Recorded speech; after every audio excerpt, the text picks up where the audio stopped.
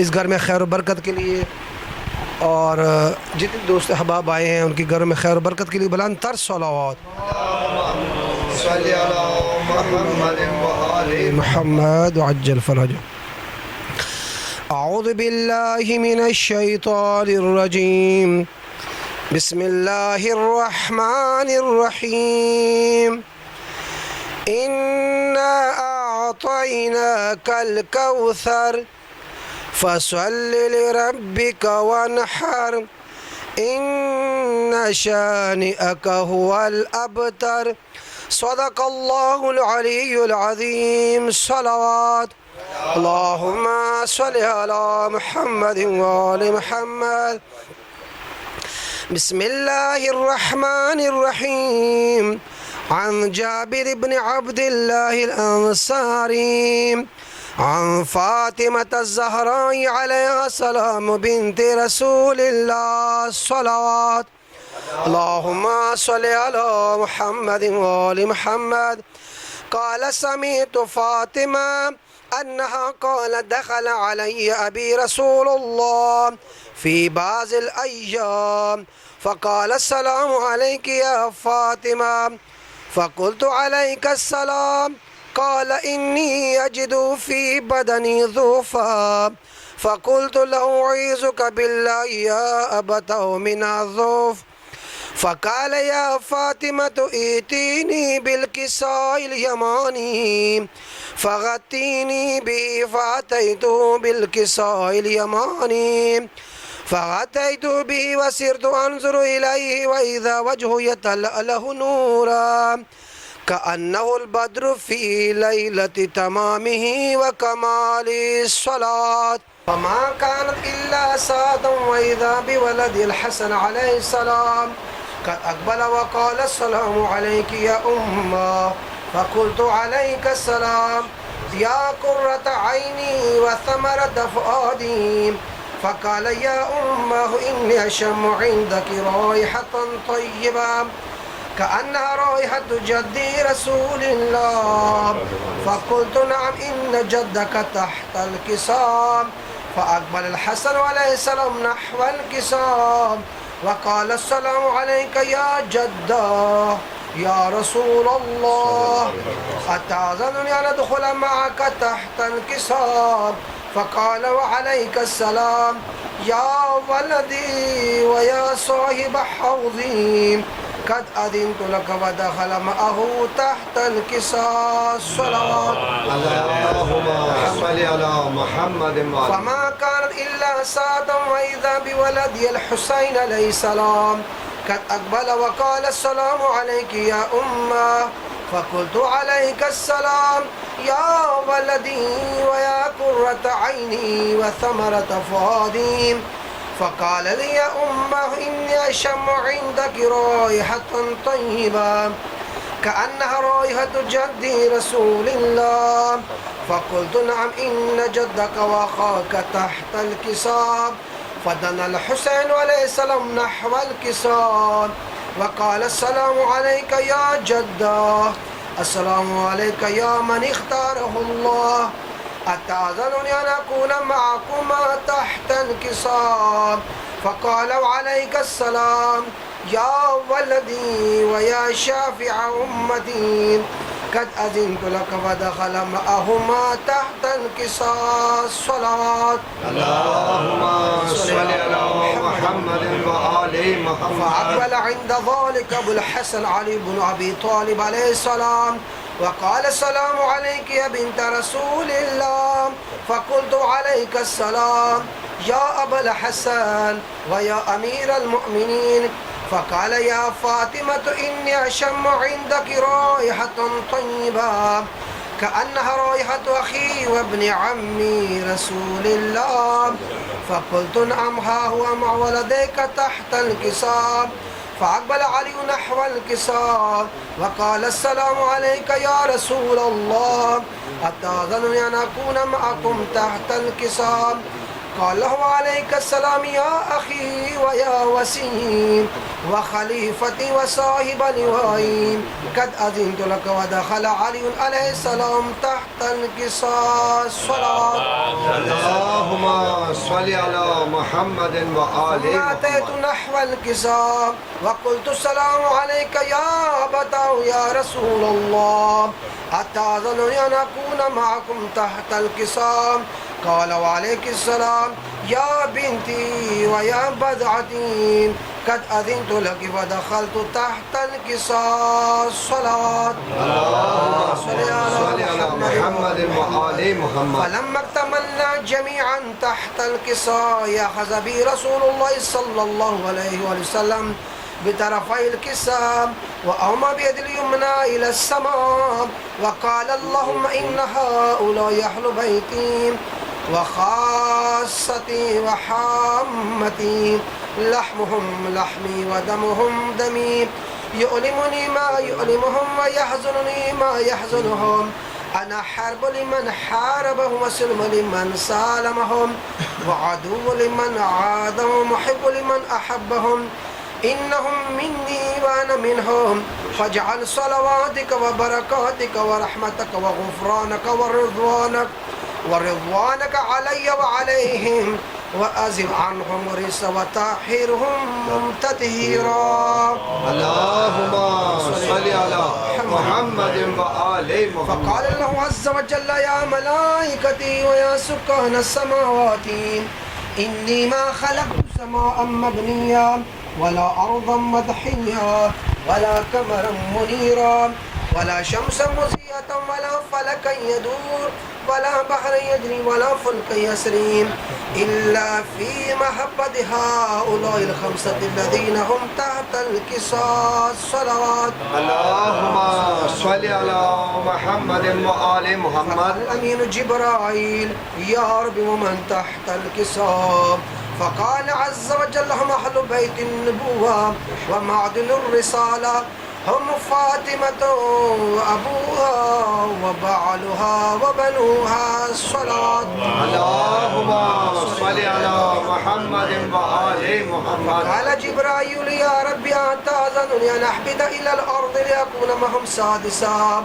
فقال له نعم قد أذنت لك. فهبط الأمين جبرائيل قال السلام عليك يا رسول الله الأعلي الأعلى يقولك السلام ويخصك بالتحية والإكرام ويقول لك وعزتي وجلالي إني ما خلقت سماء مبنيا ولا أرضا مدحيا ولا قمرا منيرا ولا شمسا مضيئة ولا فلكا يدور ولا بحر يجري ولا فلك يسري إلا لأجلكم ومحبتكم وقد أذن لي أن أدخل معكم فهل تأذن يا رسول الله؟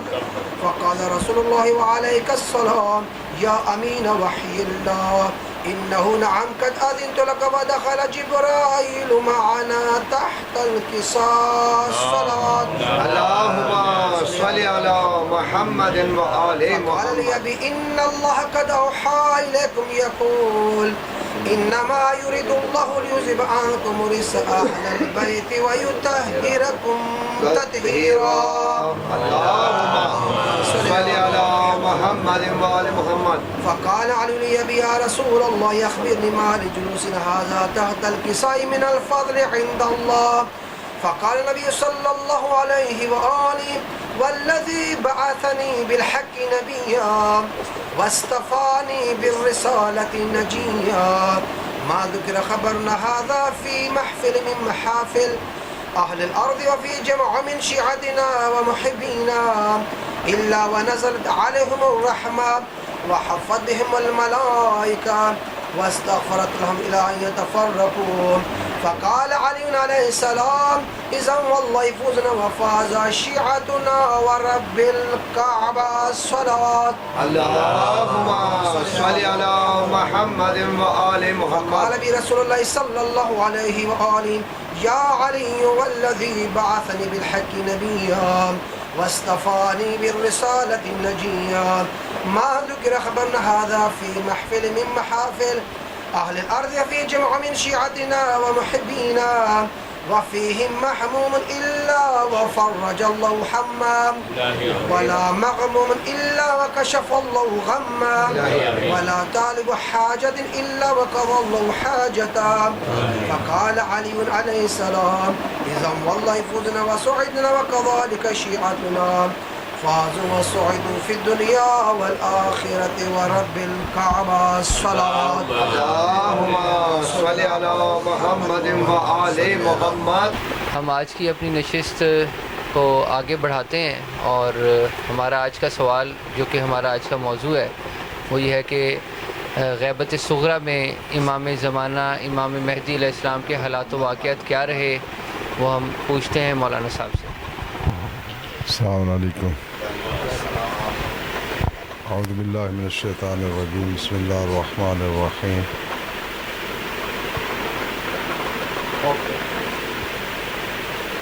الحمد للہ رب العالمین والصلاة والسلام علی سید الانبیاء والمرسلین وآلہ الطیبین الطاہرین المعصومین المظلومین واللعن الدائم علی اعدائہم اجمعین. اما بعد.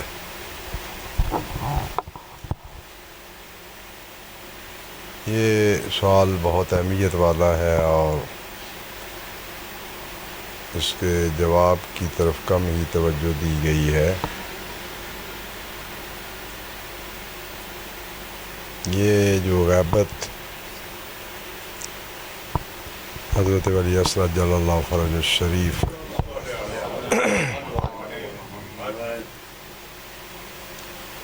کی نسبت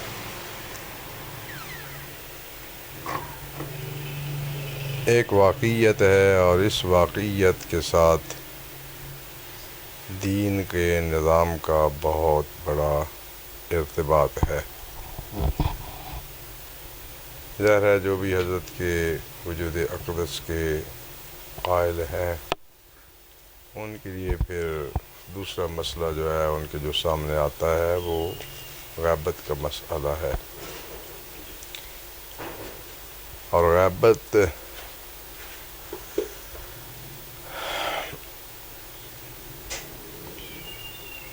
دو حصے رکھتی ہے یا اس کے دو مدتیں ہیں. ایک مدت گزر چکی ہے اور ایک ابھی جاری ہے. لیکن غیبت جو ایک ناقابل تردید حقیقت ہے ہمارے عقائد کے اعتبار سے، یہ کسی بھی قوم یا کسی بھی معاشرے کے لیے اس قسم کی حقیقت کا سامنا اچانک کرنا بہت مشکل کام ہے. یعنی لوگوں کو فرض کرو عادت ہے کہ وہ جن شخصیات سے جو خدا کے مقرر کردہ ہیں جا کے اپنے دینی مسائل ہر وقت پوچھ سکتے ہیں، ڈائریکٹ ان سے سوال و جواب کر سکتے ہیں. لوگوں کو آمادہ کیے بغیر اچانک یہ سلسلہ ختم کر دیا جائے. جائیں دروازے پہ پتہ چلے جی امام تو غائب ہو گئے ہیں، اب رابطہ ممکن نہیں رہا. تو یہ کسی بھی انسانی معاشرے میں اس تیزی سے اور آسانی سے قبول ہونے والی حقیقت نہیں ہے. اس وجہ سے حضرت کی غیبت سے سال ہے پہلے سے پیروان اہل بیت علیہ السلام کو اس حقیقت کے لیے آمادہ کیا گیا ہے. یہ ایسا نہیں ہے کہ اچانک فیصلہ ہوا اور اچانک جو ہے وہ آرڈر جاری ہو گیا اور لاگو ہو گیا. میں ان میں سے بعض چیزوں کی طرف اشارہ کروں گا. حضرت امام صادق علیہ السلام سے صلی علی محمد و آل محمد. بعد میں اگر آپ ائمہ کی زندگی کا مطالعہ کریں تو ان کے اکثر اوقات عوام سے دور رکھے گئے حالات میں رہے ہیں. امام موسیٰ کاظم علیہ السلام کی ایک طولانی ترین قید کے ایام ہیں. پھر ان کے بعد یہ قید والا سلسلہ شاید حکومت برداشت نہیں کر سکی، دوبارہ تجربہ لمبی قید کا انہوں نے نہیں کیا. لیکن اس کے بعد ایک پھر حضرت امام حسن عسکری علیہ السلام تک محمد و آل محمد. یہ جو دور ہے اس میں یہ آج کے دور میں جیسے نظر بند کیا جاتا ہے سیاسی لوگوں کو گھروں میں، یا اس شخص کی حفاظت کی خاطر 3 مہینے جیل میں نظر بند کر دیا جاتا ہے. تو اس کا مطلب یہ ہوتا ہے کہ مخصوص لوگ جو ہے مخصوص اوقات میں وہ مل سکتے ہیں، ان کی پھر ملاقات آزاد نہیں رہتی. تقریباً ائمہ اہل بیت علیہم السلام کا یہ دور امام موسیٰ کاظم علیہ السلام کے بعد حضرت امام حسن کے عسکری علیہ السلام تک اسی قسم کا ہے. یا بالکل پابندی ہوتی تھی ملاقات پہ، یا ایک محدود پیمانے تک یہ ملاقات ہو سکتی تھی. حتیٰ اس حد تک کہ جو لوگ مسائل پوچھنا چاہتے تھے وہ ڈائریکٹ جا کے نہیں پوچھ سکتے تھے.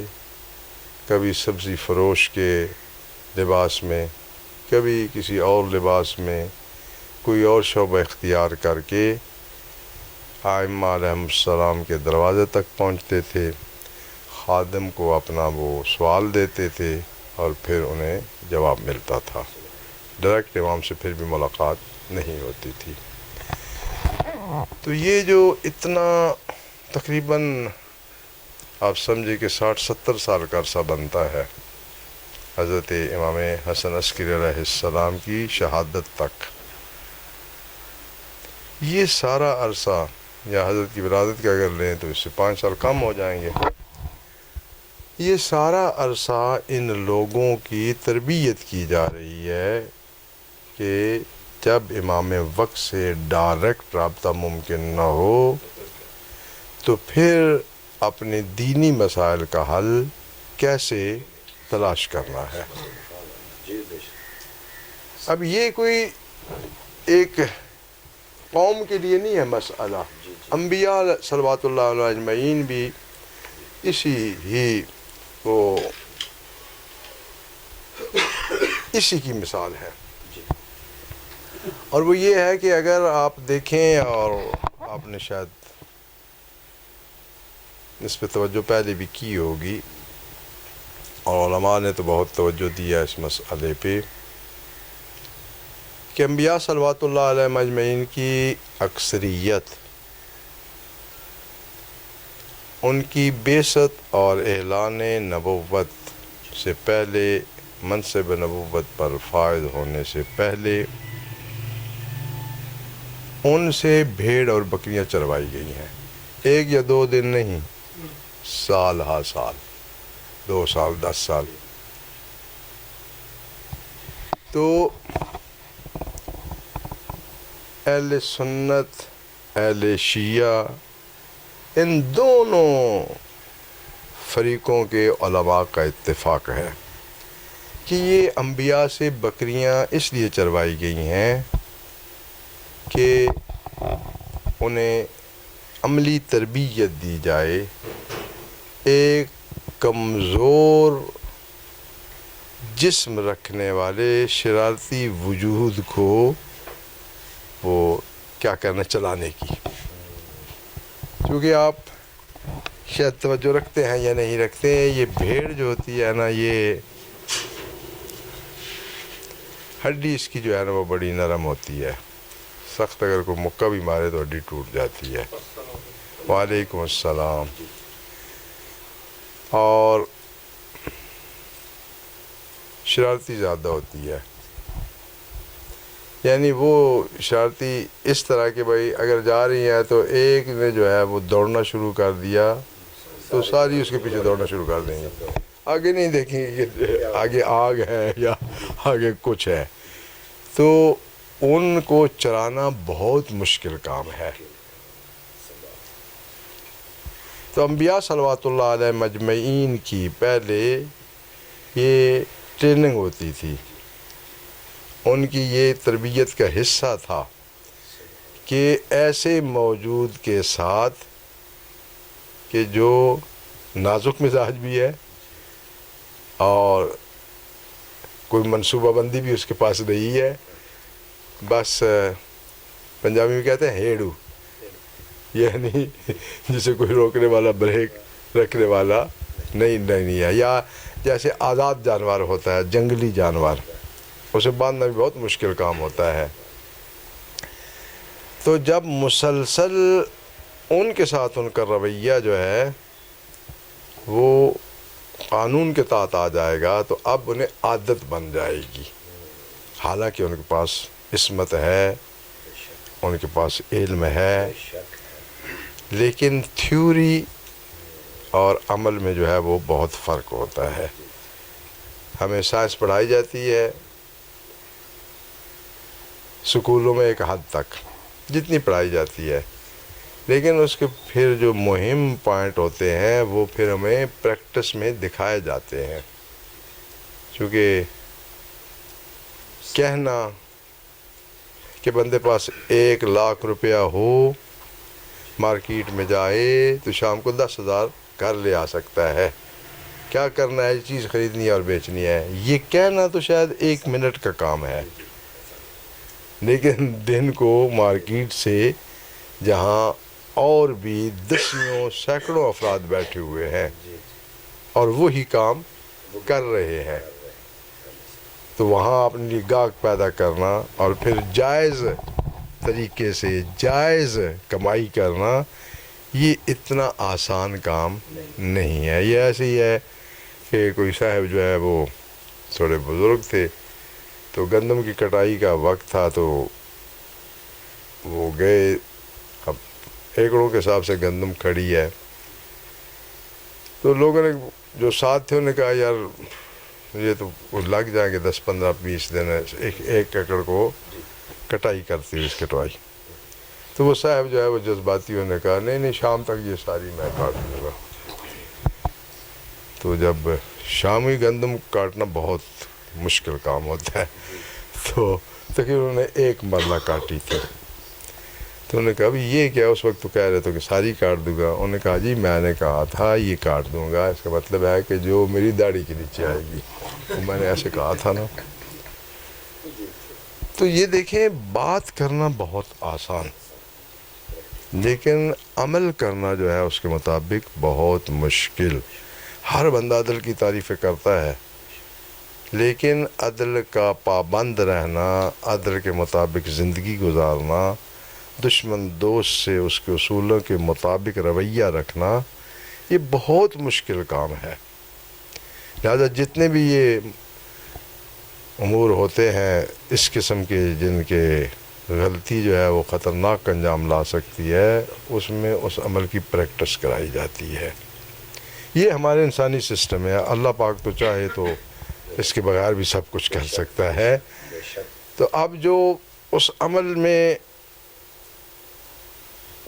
میں مین کردار ہوتا ہے یا عمل جس نے کرنا ہوتا ہے، تو اسے بھی تو اس کا پریکٹس ہوگی تو پھر وہ برداشت کر سکے گا اس کے جتنے بھی برے اثرات ہیں اس کام کے۔ برے سے مراد وہ برائی والے نہیں، معاشرہ جو اس کے لیے جو کچھ کرے گا۔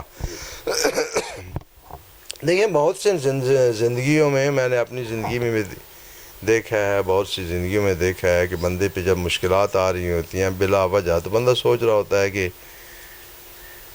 اب یہ کیا ہے، یعنی انسان سے برداشت نہیں ہو رہی. آہستہ آہستہ جب 2 3 4 4 5 دفعہ گزر جاتی ہیں پھر بندے میں حوصلہ پیدا ہو جاتا ہے.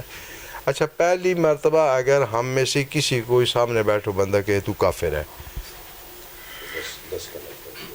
تو بہت مشکل ہو جائے گا. لیکن اگر سامنے والا 2 4 10 دن مسلسل مجھے کہتا رہے تو آپ پہ ٹھیک قابل برداشت ہو جائے گا بھئی یار ٹھیک ہے اتنا مسئلہ بھی نہیں ہے. تو اس پریکٹس اور وہ پریکٹیکل کرنے کے لیے انبیاء صلوات اللہ علیہ مجمعین کو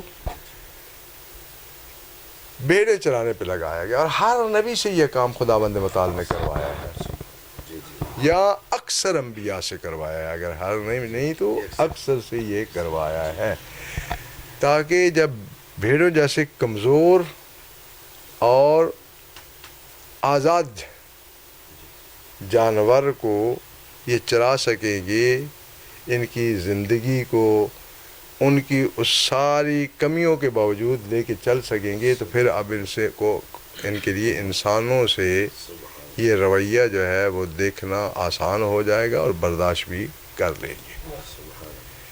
تو یہ ہر جگہ پہ حق تعالیٰ کے کاموں میں اس قسم کی حکمتیں رہی ہیں.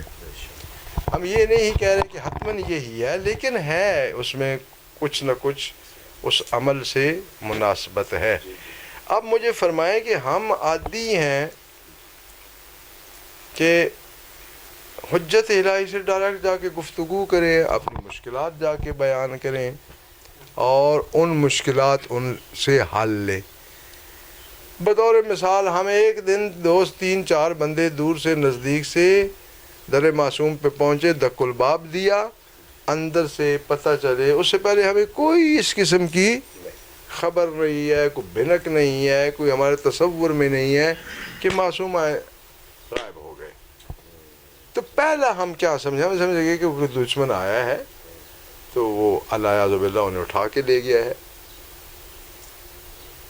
یہی پہلے سوچیں گے نا بھائی، اور تو کوئی.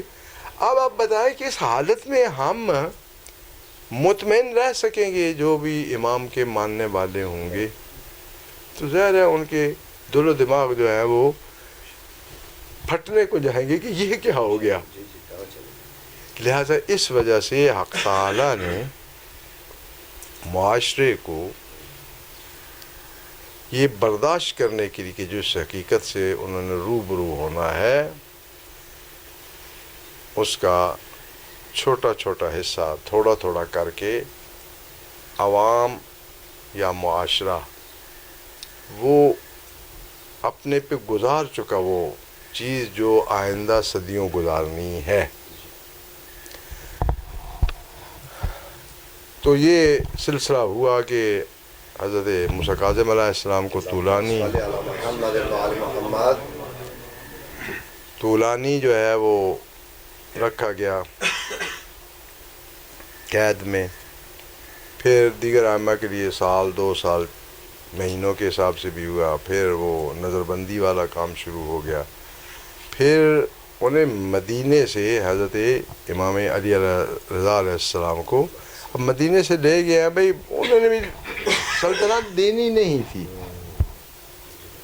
چونکہ سلطنت دینے کے لیے تو وہاں لے جانے کی ضرورت ہی نہیں تھی، وہ تو مدینے میں بھی وہی کچھ ہو سکتا تھا. وہ ایک ٹیکنیک تھی، ایک ان کا منصوبہ تھا.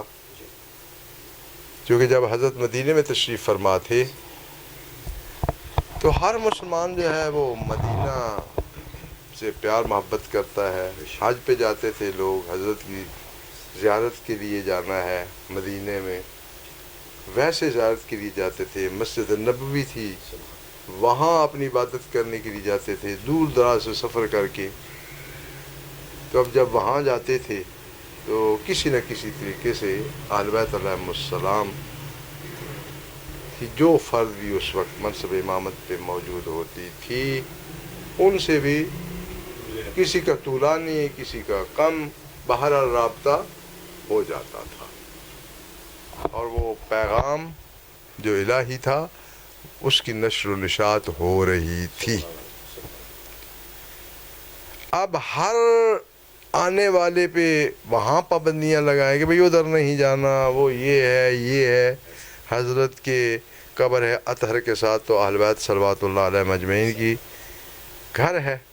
اب کوئی فاصلہ ہوتا تو آگے سے رکاوٹیں کھڑی کر دیتے، جہاں جیسے سڑکیں بند کی جاتی ہیں.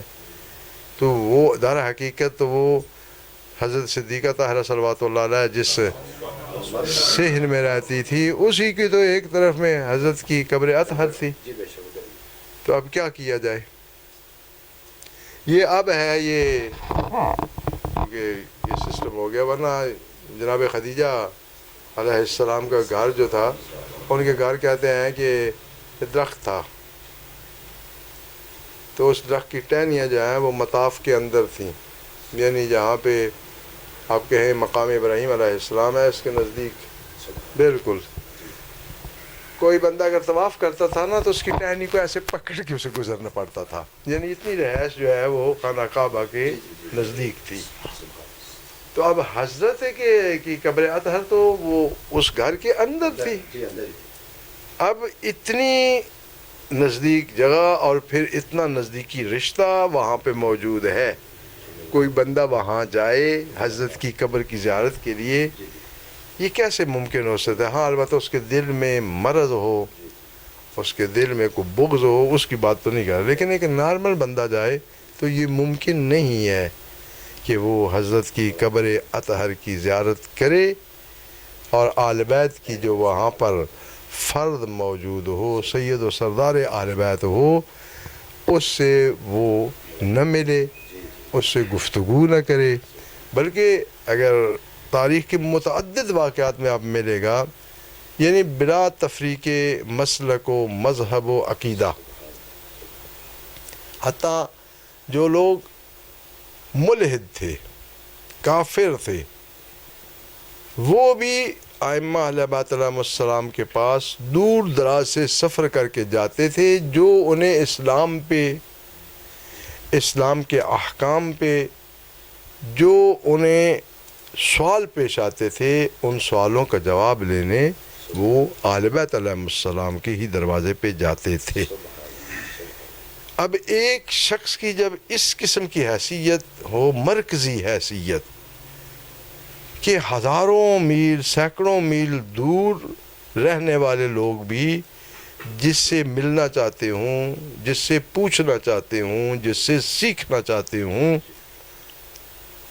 دین کے علاوہ بھی بہت سے لوگ جو ہے وہ دین کے علاوہ بھی بہت کچھ سیکھنے آتے تھے، جو اس وقت کی وہ حقیقتیں کائنات کی جنہیں کوئی اور سمجھ نہیں سکتا تھا، سب کے لیے مجہول محض تھی.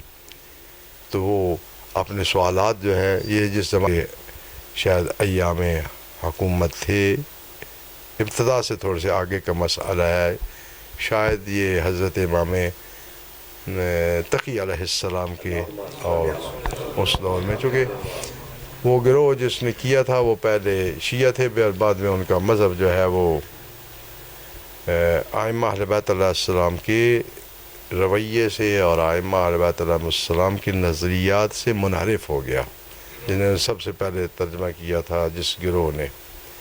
اور پھر ائمہ اہل بیت علیہ السلام کے ان کی کتب حدیث موجود تھیں.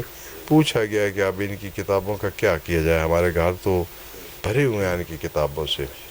تو حضرت نے فرمایا کہ جو انہوں نے ہم سے روایت کی ہے وہ لے لیں، اور جو ان کے نظریات ہیں انہیں چھوڑ دیں. خذو، وہ لیں جو انہوں نے ہم سے روایت کیا ہے، اور چھوڑیں وہ جو ما رأوا، جو ان کے نظریات ہیں. لہٰذا تو جہاں بات چل رہی تھی یہ کہ اہل بیت علیہم السلام میں سے جو بھی اس منصب امامت پہ فائز ہوتا تھا، یعنی بالفعل امام ہوتا تھا، سرکار دو عالم صلوات اللہ علیہ وآلہ سے انتہائی نزدیکی رشتہ داری ہونے کی وجہ سے ہر اس شخص کی توجہ کا مرکز ہوتی تھی وہ شخصیت جو سرکار دو عالم کے متعلق کچھ جانتا ہوتا تھا، وہ مسلم ہوتا تھا یا غیر مسلم، اس میں کوئی فرق نہیں ہے۔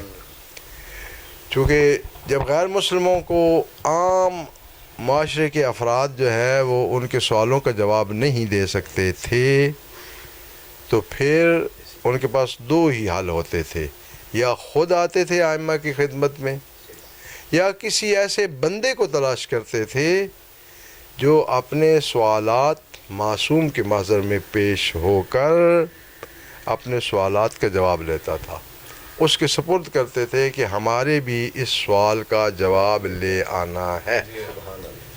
یہ ایک تاریخ کا کوئی ایک واقعہ نہیں ہے۔ دیکھیں، ہم تاریخی طور پہ جب کوئی چیزیں ثابت کرتے ہیں یا علمی طور پہ تو اسے دیکھا یہ جاتا ہے کہ اگر کوئی ایک واقعہ ہو، دو واقعہ ہوں تو پھر اس کی قوی اسناد چاہیے ہوتی ہیں، لیکن جو معاشرے کا رویہ بن جائے، جو رویے ان کے ہو جاتے ہیں، اس کے لیے پھر کسی سند کی ضرورت نہیں ہوتی۔ معاشرہ اس ڈگر پہ چل رہا ہے تو یہ اس زمانے میں ہوا ہوگا، اور یہ تو تاریخی واقعات اگر ائمہ اہل بیت علیہ السلام کی سیرت دیکھی جائے تو اس میں جہاں بجا ہمیں یہ ملتا ہے کہ جو لوگ حضرات ائمہ کی خدمت میں پیش نہیں ہو سکتے تھے وہ اپنا سوال ائمہ علیہ السلام کی بارگاہ میں بھیجتے تھے، تاریخی طور پہ یا زبانی طور پہ اسے کہتے تھے کہ میرا یہ مسئلہ ہے، معصوم علیہ السلام سے پوچھ کے آنا، پھر میں آپ سے جواب وصول کر لوں گا۔ تو یہ وہ اس وقت کی حقیقت ہے جس حقیقت نے اہل بیت علیہ السلام کے پیروکاروں کو یہ آمادگی دی کہ اس غیبت کبریٰ جیسا طولانی جو انقطاع ہے اس رابطے کا اپنے امام سے، اس کے لیے وہ برداشت آ جائے ان میں، ورنہ تو مسئلہ، اور آہستہ آہستہ بتاؤں گا، یہ مسئلہ بہت دلچسپ ہے اور بہت موضوع جو ہے وہ یہ ضروری ہے کہ اس پہ جو ہے وہ اچھی طرح سے غور و خوض کیا جائے، چونکہ بہت سے مسائل کا حل آئندہ کے لیے اسی مسئلہ کو سمجھنے سے آپ کو سمجھ آئے گا اور مجھے بھی سمجھ آئے گا۔ اب دوسری مسئلہ یہ ہے، آپ سب لوگوں سے تھوڑا سا مسئلہ یہ پیچیدہ ہے کہ جب معصوم علیہ السلام زندان میں ہیں،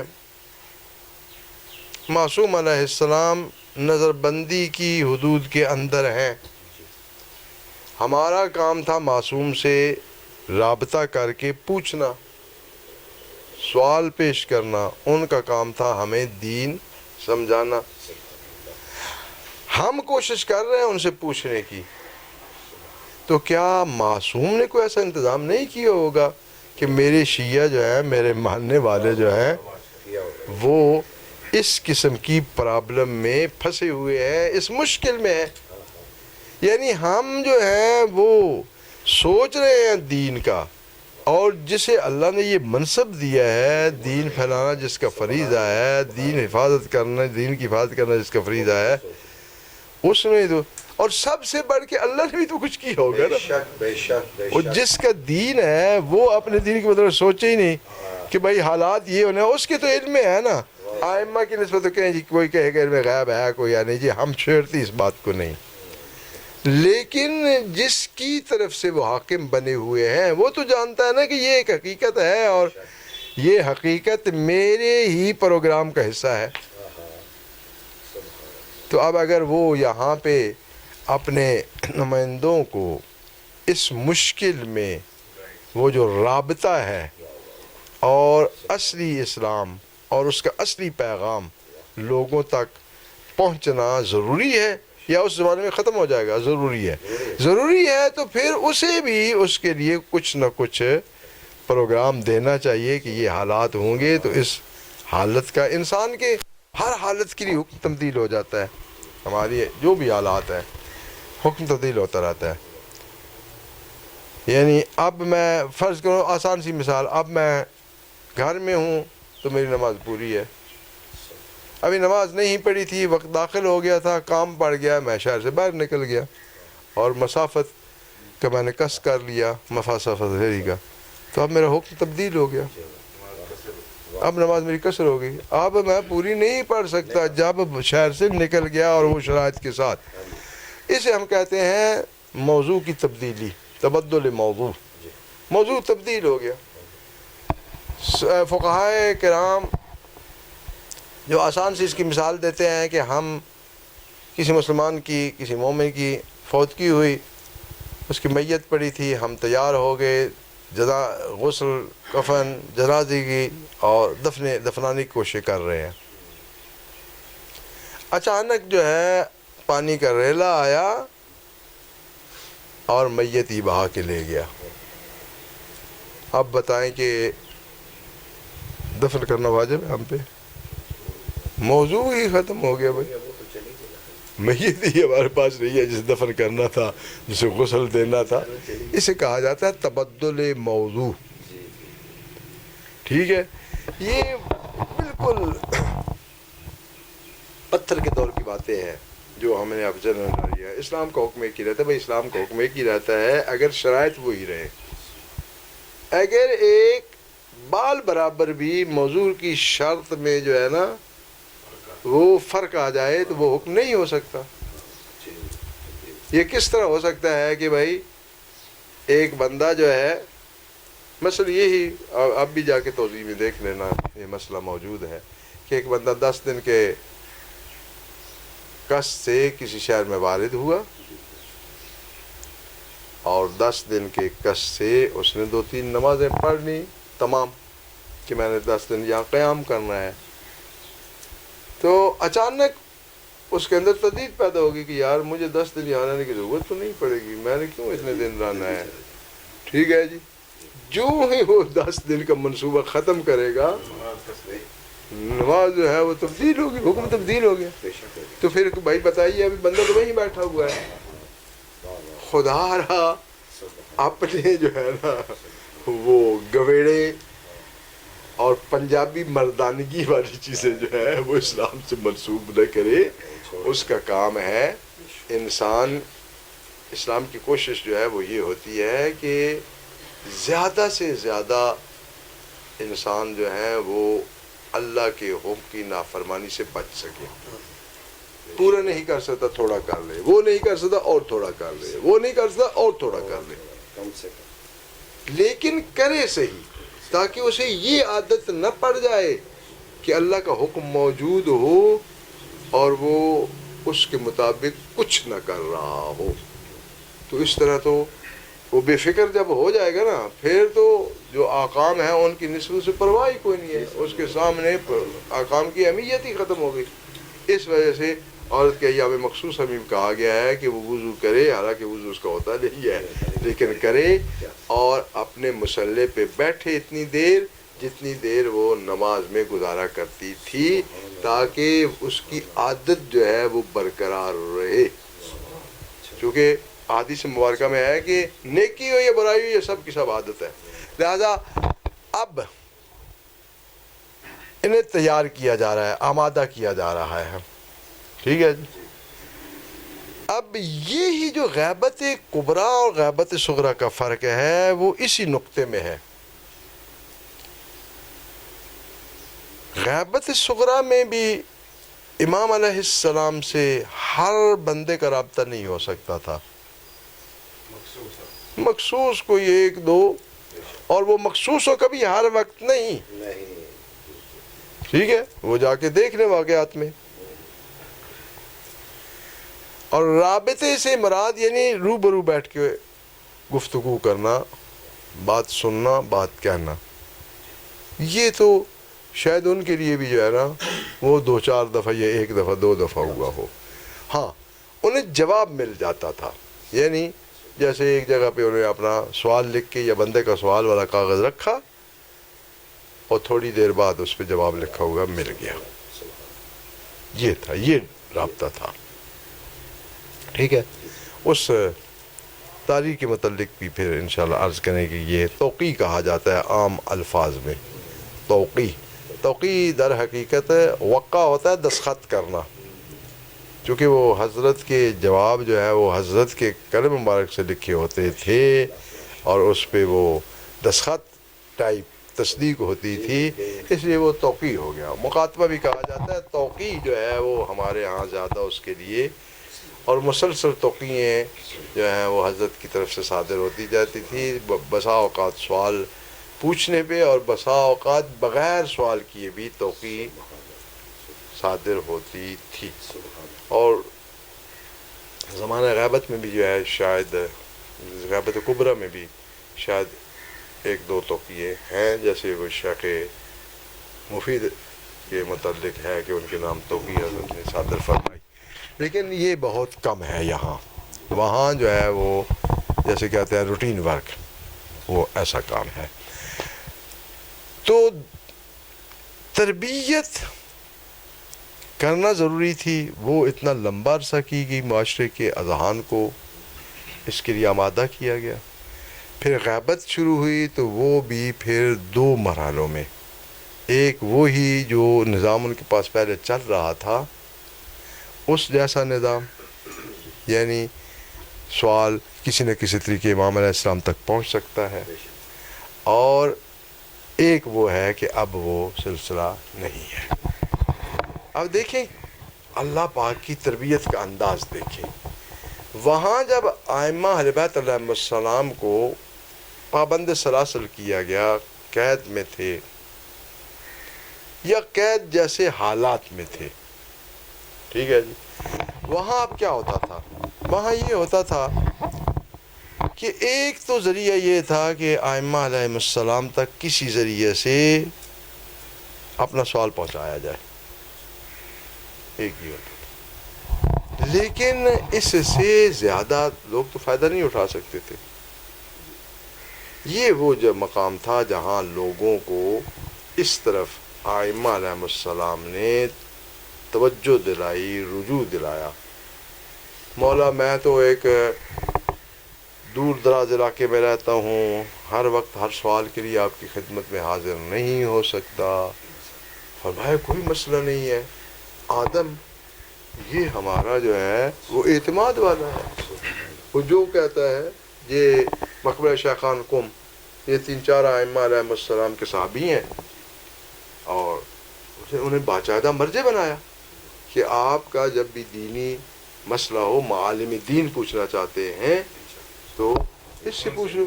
یہ جو کچھ ہم سے کہے وہ ہم نے ہی کہا ہوتا ہے. سبحان اللہ، سبحان اللہ. جی جی، کیونکہ یک دم اگر لوگوں کو ایک دم اگر ہم اس طرف لوٹائیں گے تو وہ لوگوں کے لیے بہت مشکل ہوگا. جن لوگوں کو عادت پڑی ہے ائمہ علیہ السلام سے، سرکار دو عالم سے، امیر المومنین علیہ السلام سے ڈائریکٹ جا کے بات پوچھنا، ٹھیک ہے، ان کے لیے بھی اتنی دشواری ہوگی. تو ایک ساتھ پروگرام یہ چل رہا تھا، اور ایک یہ تھا چونکہ ابھی تک باب العلم کھولا ہے، اس تک رسائی ممکن ہے، لہذا وہ خود بھی جا کے پوچھ سکتے تھے. پھر خود جب پوچھنے پہ آئی پابندی تو ذریعے سے پوچھ سکتے تھے. یہ ایک مرحلہ. جس طرح کہ اب ہم شاید کمپیوٹر آپ سب بھی استعمال کرتے ہیں، کوئی بندہ بھی پہلے کمپیوٹر استعمال کرنا شروع کرتا ہے نا تو اس کا دماغ اس کے کام کے ساتھ مطابقت ہی پیدا نہیں کرتا. مثلا میں نے ایک حدیث سے ایک لفظ لکھا ہے، بحار الانوار سے میں تلاش کر رہا ہوں. اب بحار الانوار 110 جلد کتاب ہے.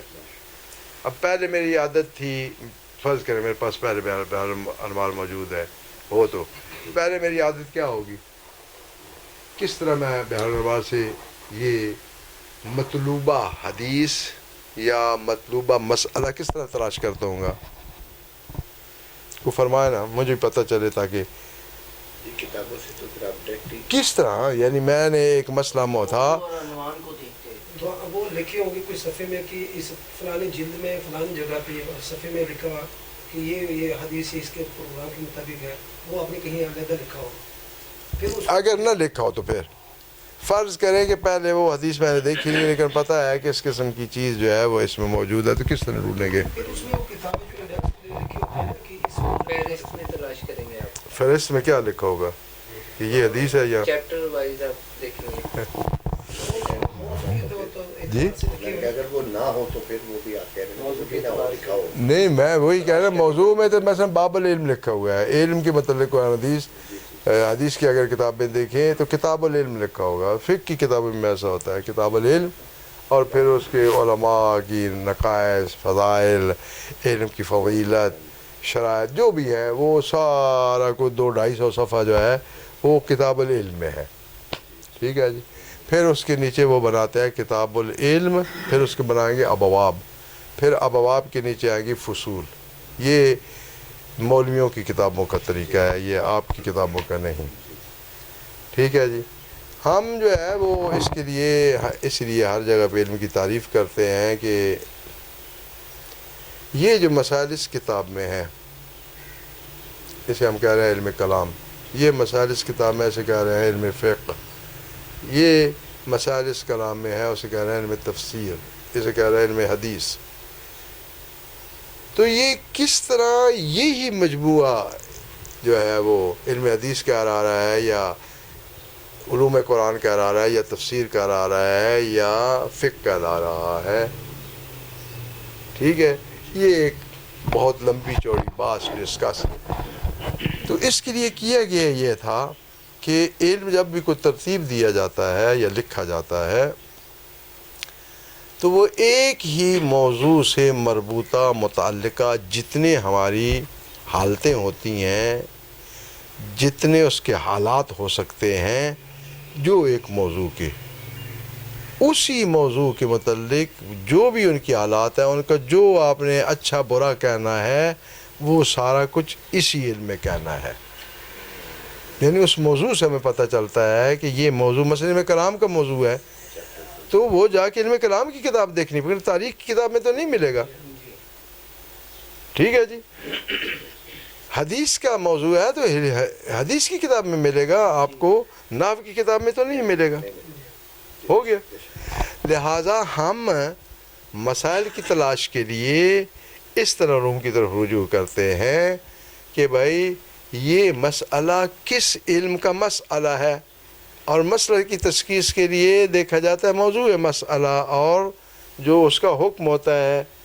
تو اس سے ہمیں پتہ چلے گا کہ یہ علم نحو میں ملے گا، یہ علم صرف میں ملے گا، یہ علم تفسیر میں ملے گا. اور اس کی ہم متعلقہ کتاب جب جائیں گے تو اس میں بھی متعلقہ باب کو دیکھیں گے. ٹھیک ہے جی. متعلقہ باب میں جا کے اس متعلقہ فصل کو دیکھیں گے جو اس موضوع کی اس حالت کے متعلق بیان کرے گی. اس وجہ سے ہماری کتابیں بے تک کی باتیں نہیں ہوتی، وہ ایک ایک جو ترتیب ہوتی ہے اس کی بھی دلیل دیتے ہیں کہ میں نے اس کو پہلا باب کیوں بنایا ہے، اس کو دوسرا باب کیوں بنایا ہے. اس کی باقاعدہ دلیل دیتے ہیں کہ وہاں یہ نہیں ہو سکتا کہ جو دوسرے باب کی بات ہے وہ پہلے باب میں درج کر دی جائے. یہ کوئی کر دے تو یقین فرمائیں آپ تو سیاسی مخالفین کے خلاف اتنے یلغار نہیں کرتے جتنے یہ لوگ کریں گے. کہیں گے بے وقوف ہے، اسے تو پتہ ہی کچھ نہیں ہے، ایسے تو علوم کی دنیا کا پتہ ہی کوئی نہیں. ہمارے ہاں تو جو علامہ بن جائے صرف ایک مسئلے کو اٹھا کے جو اس کی جگہ نہیں ہے نا اس سے دوسری جگہ پہ رکھ دے. بلکہ اگر کہیں مجبوری سے رکھے کوئی، یعنی ایک مسئلہ اس کی جگہ کوئی اور ہے، کسی اور جگہ پہ ڈسکس کرے، پہلے اسے وضاحت دینی پڑتی ہے کہ صاحب میری مجبوری ہے، چونکہ اصل میں جو مسئلہ میں کہنے والا ہوں اس میں اس کا تذکرہ آئے گا، آپ کو اس کا علم نہیں ہے، پہلے یہ سمجھانا چاہتا ہوں تاکہ میرا مسئلہ سمجھ سکوں. یعنی آزاد نہیں ہے دنیا جس طرح ہم نے یہاں رکھی ہوئی ہے. تو جہاں سے ہم چلے تھے وہاں واپس جاتے ہیں. اب دو طریقے رائج ہو گئے. پہلے جو طریقہ زیادہ رائج تھا وہ تھا ڈائریکٹ پوچھنا. دوسرا طریقہ جو حالات نے ہمیں سکھایا وہ یہ تھا کہ ڈائریکٹ پوچھنے کی ضرورت نہیں ہے. کوئی بھی قابل اعتماد بندہ جا رہا ہے نا, اب بتائیں کہ میرے مسئلے کا مسئلہ تھا, میں مشہد میں موجود تھا, معصوم کا زمانہ ہو, اور معصوم علیہ السلام تشریف فرما ہے مدینے میں, ٹھیک ہے. اب میں کسی طرح پیدل چلتا ہوا پہنچا, کتنے دن لگیں گے مشہد سے گھوم کے؟ جی لگ جائیں گے. اچھا مسئلہ پوچھا اور واپس آ گیا, گھر پہنچا تو اب جو ہے وہ پھر زخم آ گیا, پھر اس کا مسئلہ پیش آ گیا, پھر کیا کروں؟ معصوم سے پوچھنا, یعنی اس زخم کے ساتھ پھر بھاگنا شروع کر دوں 3 میں. آپ بتائیں اس طرح سال میں کتنے مسئلے پوچھے جائیں گے؟ 2 یا 3. اچھا یہ 2-3 پوچھ لیے تو خاندان کا کیا بنے گا؟ میں 3 مہینے جب سفر پکار چلا گیا ہے تو پھر وہ پیچھے کیا بنے گا؟ وہ یتیم ہو گئے. اس لیے کہ صاحب کو ایک مسئلہ پوچھنا ہے. یہ کبھی سوچا ہے آپ نے؟ یہ جو آج کل وہ چلے ہوئے ہیں گروپ اور گمراہی کے مرکز بنے ہوئے ہیں, یہ تو آپ لوگوں کو دین سے دور کر رہے ہیں. اب یہاں بیٹھے ہوئے ہم امام علیہ السلام ظاہر بلا تشریف رکھتے ہو مدینہ میں, اب مسئلہ پیش آ جائے, ٹھیک ہے, آپ کو پیش آ گیا, مجھے پیش آ گیا, ایک بندہ کراچی میں تھا, ایک کوئٹے میں تھا, ایک دنیا کس سے سب چلے جائیں. وہ جو نئی کرنسی آئی ہوئی ہے اس پہ آئی نہیں ہے, وہ اس پہ کوئی آئی ہوئی ہے نئی کرنسی, کرپٹو پتہ نہیں کیا, کرپٹ لوگوں کے لیے ہے کیا ہے وہ. اب بتائیں مجھے, آپ نے بھی وہی مسئلہ, اب لاہور میں 40 لوگوں کو یہ مسئلہ پیش آ گیا, ٹھیک ہے, 40 یہاں سے چل پڑے, 100 کوئٹے سے چل پڑے, تو مجھے فرمائیں کہ پیچھے کاروباری زندگی کیسے ہوگا؟ کیوں ایسی بے وقوفیاں کہہ رہے ہو؟ لہذا ائمہ علیہم السلام نے اپنی زندگی میں ہی جو قابل اعتماد لوگ تھے ان کے ذمہ لگایا ہوا تھا کہ معالم دین تم بتایا کرو. آپ نے صحابی کو فرمایا کہ مسجد میں بیٹھ جائے اور فتویٰ دے. ہمارے چونکہ اس لیے کہ ضرورت اتنی ہے کہ پوری نہیں ہو سکتی, اور ایک بندے پہ اگر ایک شخص پہ اگر وہ سارے مسائل کا جواب دینا لازم ہو جائے تو پھر نہ اس کی زندگی نہ پوچھنے والوں کی باری آئے گی. لہذا یہ عمل سے جہاں لفظ سے 1 یا 2 دفعہ کہا گیا, 4 دفعہ کہا گیا, عمل سے یہ تجربہ ایک لمبا عرصہ کرایا گیا. چونکہ دین جس طرح ائمہ علیہ السلام پر واجب ہے اس کی حفاظت کرنا, تبلیغ کرنا, اسی طرح مجھ پر لازم یہ ہے کہ میں نے اپنے دینی احکام سیکھنے ہیں. یہ دوسرے کو سکھانا جیسے ہے, اس طرح مجھ پر واجب ہے. یہ جو ایک اچھا سا ہمارے پاس مقولہ اور فارمولہ چل رہا ہے, اور ابھی تک شاید یہ فارمولہ تبدیل نہیں ہوا, وہ یہ ہے کہ جب بھی کوئی ایسا شخص جس سے یہ خطرہ ہو کہ یہ دین بیان کرے گا, احکام بیان کرے گا, تو پھر یار لوگ دانا لوگ کہتے ہیں چلو جی اور مولوی صاحب پڑھن لگ گئے ہیں, نہ سنساں نہ جڑا مجرم بنساں. یعنی جب ہم سنیں گے نہیں تو ہمیں نہیں پتہ ہوگا اللہ کا حکم کیا ہے, جاہل ہوں گے. اور جاہل جو ہے وہ اگر نہیں کرتا اللہ کے حکم سے جاہل تو اللہ کے نزدیک مجرم نہیں بنتا. کیا فارمولہ؟ او بھائی اب تو یہ صدیوں سے چلا رہے ہو, اب تو اس میں کچھ ترمیم کر لو. اچھا ہمارا سب سے بڑا مسئلہ یہ ہے کہ ہم خدا کے قانون کو بھی اسی حیثیت سے دیکھتے ہیں جو حکومت کے قانون کو ادارے قانون کے دیکھتے ہیں. خدائی قانون اور حکومتی قانون اور ادارے قانون میں بھائی زمین آسمان کا فرق ہے. معصوم نے فرمایا قیامت والے دن جب بندہ پیش ہوگا عدالت الہی میں تو اللہ پاک پوچھے گا کہ حلا عملتا, کیوں نہیں عمل کیا؟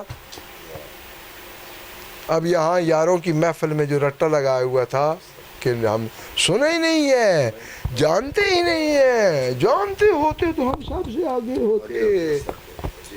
یہ جو فنکار دوست ہوتے ہیں نا, انہیں آپ کی کسی مصیبت کا یا مشکل کا پتہ چلے اور وہ اس وقت پتہ چلے جب وہ حل ہو چکی ہو.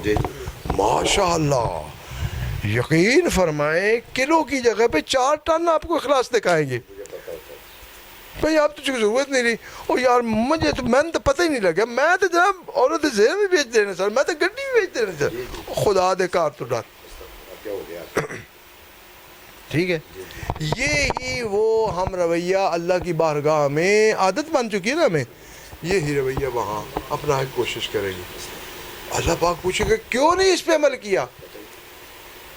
بندہ عرض کرے خدایا مجھے تو میرے علم میں نہیں تھا. حق تعالیٰ فرمائے گا حَلَّا تَعَلَّمْتَ، اگر علم میں نہیں تھا تو تو نے اس کو جانا کیوں نہیں، سیکھا کیوں نہیں؟ لہذا فقہی طور پہ بھی جو ہوتا ہے کیا کہتے ہیں جاہل قاصر اور جاہل مقصر. جاہل قاصر جو ہوتا ہے نا اس کے لیے چھوٹ ہوتی ہے، مقصر کے لیے نہیں، جو جان بوجھ کے کوتاہی کر رہا ہو. جان بوجھ سے مراد یہ ہے کہ اس کے لیے اس مسئلے کا علم حاصل کرنا ممکن تھا اور اس نے نہیں کیا. اس جاہل کو اللہ پاک جو ہے وہ گرفت سے آزاد نہیں فرمائے گا. لہذا ایک چیز طے ہوئی کہ ایک لمبا عرصہ اہل بیت علیہ السلام کے پیروکاروں کو یا صراحت کے ساتھ یا مخفیانہ طریقے پہ اس عمل سے گزارا گیا کہ جس عمل کا انہوں نے غیبت کبریٰ میں سامنا کرنا ہے. آہستہ آہستہ انہیں اس چیز کی طرف لے آ جایا گیا. حضرت کے 4 نواب ہیں اور بھی بہت سی چیزیں کرنے والی ہیں چونکہ اب 1:30 ہو گیا ہے اور ماشاءاللہ اس ٹائم سے وہ نیند کا بھی ٹائم ہوتا ہے اور یہ بندہ جتنی توجہ زیادہ کرتا ہے اتنا ہی وہ نیند کے نزدیک چلا جاتا ہے. میں ہمیشہ کہتا ہوں کہ ایک بچہ اگر سو نہیں رہا اسے ماریں پیٹے نہیں، اسے پیار سے بٹھائیں، کوئی شے اسے دے، اسے کہنا ہے صرف اسے دیکھتے رہنا ہے. 5 منٹ اسے دیکھے گا نا ٹک ٹکی باندھ کے تو سو جائے گا. یہ انسانوں کا مسئلہ ہے. جب یہ ٹک ٹکی باندھ کے کسی چیز کو سوچنا شروع کر دیتے ہیں وہ بیچاری پاس ہی کھڑی ہوتی ہے اور ٹائم بھی ایسا ہو تو پھر بندے پہ غالب آ جاتی ہے. اور پھر بندے جو جب نیند آئی ہو تو پھر بولنا سننا کھانا پینا سب. بچے آپ نے دیکھے ہیں جب سو رہے ہوں بعد وہ یہ کھاتے کھاتے سو جاتے ہیں تو پھر وہ سالن وہ صاحب کچھ پڑا ہے لقمہ ایسے ہاتھ میں ہے یا ایسے پکڑا ہوا ہے چمچ یہ یہاں گر رہا ہے. لہٰذا یہ میرے لیے آج بہت تکلیف دہ تھا آنا. اس لیے تکلیف دہ تھا کہ میں وہ تقریباً 4:45 بجے سیڑھیوں سے اتر کے نیچے اور 38 سیڑھیاں ہیں پیچھے 5-7 منٹ کھڑا رہا ہوں اور پھر مجھ میں ہمت ہی نہیں تھی چونکہ بالکل خالی پیٹ تھا. تو صاحب کو دیکھا ایک گاڑی کھڑی تھی اس اشارے کرتا رہا نہیں ہے تو میں پھر اوپر چڑھ گیا. جب آخری سیڑھی پہ چڑھ کے اب جا رہا ہوں اس کی طرف فریج کی طرف کے وہ نہیں کچھ کھانے کے لیے نکالتا ہوں اسے گرم کر کے تو کچھ تھوڑا سا کھا لوں ورنہ میری تو شوگر لو ہو جائے گی کیونکہ میں نے رات کو انسولین لگائی ہوتی ہے. تو جناب انہوں نے ٹک ماری السلام علیکم. میں آ کے میری دھوڑ پٹ دیتی ہے یار. میں نے اس کا سلام کا جواب دیا. میرا دماغ خراب ہو گیا جب اٹھ کے آیا ہوں اب دوبارہ میں نے جانا ہے یا پھر 8-10 منٹ وہاں لیٹا رہا. ہمت ہی نہیں پڑ رہی تھی. لفٹ چل رہی تھی لیکن لفٹ میں وہ صرف جمعے کے لیے استعمال کرتا ہوں وہ تاکہ زیادہ نیکیاں جو ہے نا میری بھی وجہ سے وہ کمیٹی والوں کو نہ ملیں. نہیں میں اسی ٹارگٹ سے یہ بائیکاٹ کرتا ہوں چونکہ ائمہ علیہ بیت علیہ السلام نے فرمایا ہے کہ ہمارے دشمنوں سے احسان نہ لو. ہمارے دشمنوں سے یہ ہم جو ہر جگہ پہ میں شیعہ ہوں میں یہ ہوں بھائی خدا دا واسطے نے چھوڑ دیو ائمہ دا نہ تے ٹیکس نہ دیو اپنی مشکل کو خود فیس کرو. کیوں فرمایا اس لیے کہ اگر وہ کوئی آپ کی مشکل آسان کر دے گا قیامت والے دن ہمیں اس کا عوض معاوضہ اسے دلوانا پڑے گا. سمجھ آئی ہے؟ نہیں پسینے ہری آن گے نہیں نکلن گے چونکہ شیعت پسینے کڈن دا نا ہے اے جی تسی دیکھی ہے پھلاں دی سیج اے شیعت نہیں ہے کانٹے ہیں کانٹے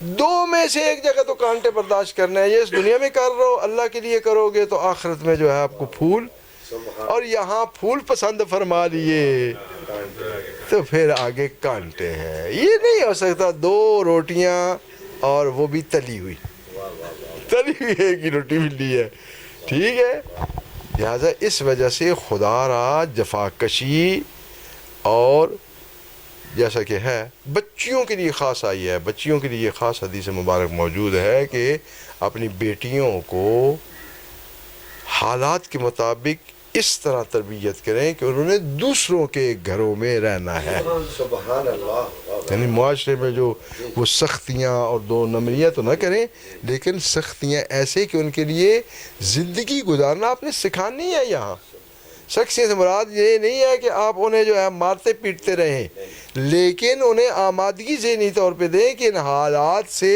کس طرح نپٹنا ہے جی یہ تو میری ایک ہی بیٹی ہے اسے کھانا پکانا بھی نہیں سکھاتے وہ ساری زندگی وہاں بھی جوتے کھاتی رہتی ہے اور خود اس کی زندگی وبال جان بن جاتی ہے بھوکی بیٹھی رہتی ہے کوئی ہے نہیں جو پکا کے دے بازار سے کوئی لا کے دینے والا نہیں آپ روز جا رہی ہے بھئی یہ انسان پالا ہے آپ نے اور یہ لاڈ نہیں ہے سرکار دو عالم کی بیٹی سے کون زیادہ لاڈلا ہو سکتا ہے وشنودی محمد والے محمد ہو سکتا ہے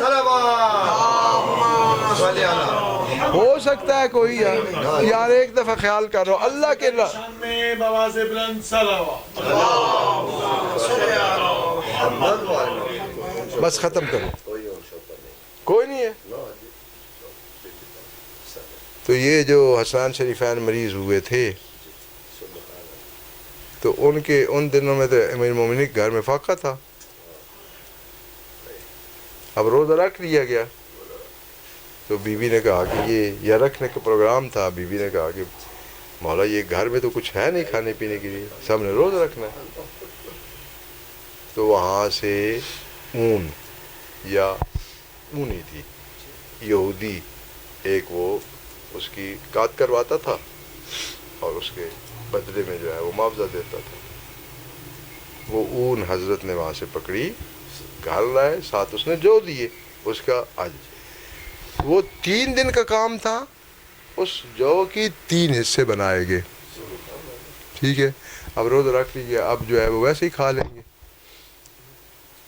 رسول کی بیٹی نے سارا دن چکی چلا کے وہ پیسے پھر اس سے کھانا بنایا ہے اچھا ان کے لیے تو یہ ہے زندگی کی حقیقت اور ہم معجزاتی گاڑی کی لائن پہ لیٹے پڑے ہیں جناب گاڑی آنے والی ہے لائن جانے تو حسین جانے او بھائی احمق تو 40 کلو وزن 2-2.5 فٹ حد نہ کر سکتا امام حسین دے وقت ہے کہ وہ 40,000 ٹن اگو روک کے رکھن خدا دے کار تو ڈرو جن کے پاس یہ قوت اعجاز تھی وہ زندگی بھر معجزوں سے زندگی چلاتے رہے ہیں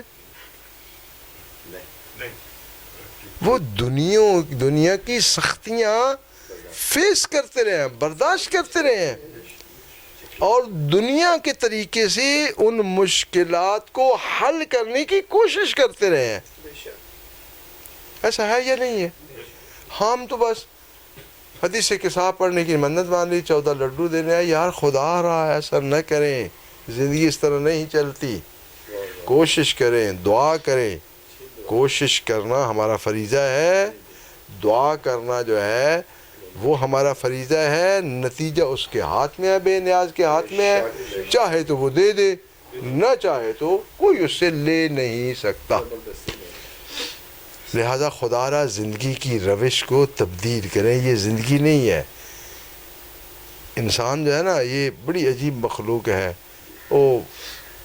میں ویسے شعر مجھے بہت اچھے لگتے ہیں اور شعروں کا دیوانہ بھی ہوں لیکن کچھ لوگوں کو شاعر کم ہی سمجھتا ہوں کیونکہ اپنا اقبال صاحب نے وہ جو شعر کہا، میں ہر دفعہ کہتا ہوں لوگوں کو، یار اس کا غلط مطلب لے رہے ہو. میں تجھ کو بتاتا ہوں تقدیر امم کیا ہے، شمشیر و سنا اول، طاووس و رباب آخر. یعنی امتوں کی تقدیر یہ ہے کہ جب تک وہ جفاکشی کر رہے ہیں، شمشیر و سنا اول،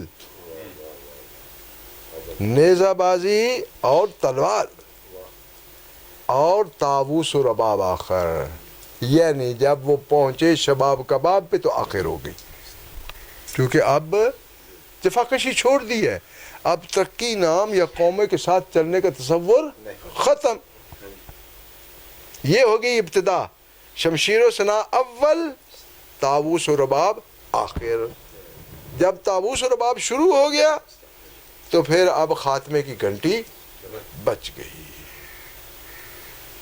خدا را اللہ پاک نے آپ کو اس لیے نہیں بھیجا کہ یہاں عیاشی کریں، جہاں کوئی آپ شادی پہ آئے ہوئے ہیں، میں شادی پہ آیا ہوں. نعمتوں کا جہان جو ہے وہ آخرت کا جہان ہے. یہ آزمائش کا وقت ہے، امتحان کا وقت ہے، لہذا اس میں کوشش کرنی ہے، پسینہ بہانا ہے، پسینہ پھر خشک کرنا ہے، نہانا ہے، صاف کرنا ہے. لیکن یہ نہیں کہ بھائی میں ایسا کوئی کام نہ کروں کہ جس سے مجھے پسینہ آ جائے. یہ اگر فلسفہ حیات کسی کے پاس ہے تو وہ اس دنیا کا بندہ نہیں ہے، وہ ہے آخرت کا بندہ. یعنی اسے ڈائریکٹ ہی آخرت میں جانا چاہیے تھا، وہاں پسینے بہانے والی کوئی کام نہیں ہے. بارگاہ رب العزت میں مسررانہ دعا ہے کہ بحق اہل بیت علیہم السلام ہمیں مذہب کے احکام کو صحیح طور پر سمجھنے کی توفیق عنایت فرمائے، حق سمجھنے اور حق پہ عمل کرنے کی توفیق عنایت فرمائے. اللہم صلی علی محمد وعلی محمد وعجل